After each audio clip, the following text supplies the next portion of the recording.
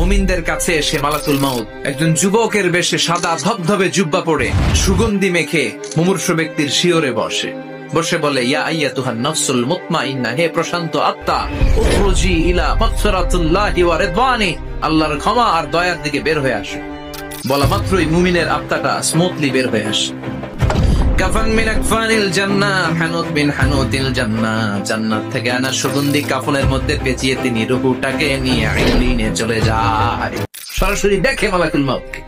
আর যারা ইসলাম বিরোধী, কোরআন বিরোধী, তাদের সামনে এসে মালাকুল মাউত ত্রাস সৃষ্টি করে। আগে ধমক মালাকুল মাউত এসে কাফের নাস্তিক মুশরিকদের সামনে সেরকম একটা ত্রাস সৃষ্টি করে, ভয়ে লোকটা কাঁপতে থাকে।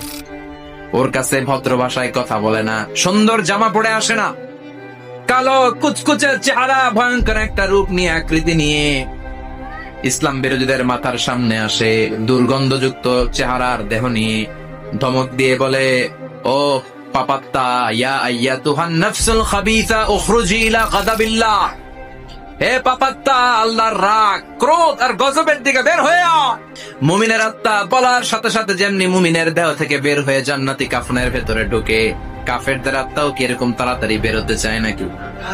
কাফেরদের আত্মা বেরোতে চায় না, ডানে দৌড়, বায়ে দৌড়, সামনে দৌড়, পেছনে দৌড়, আহা দৌড়াদৌড়ি করে। মালাকুল মাউত এটাকে টেনে হিচড়ে, একটা জীবিত ছাগলকে জবাই না করে তার চামড়া উল্টা দিকে টেনে হিচড়ে বের করলে ছাগলটা যত কষ্ট পায়, এর সে কম 70 গুণ বেশি কষ্ট দিয়ে কাফের মুশরিক আর গাদ্দারদের রূহ কবজ করা হয়।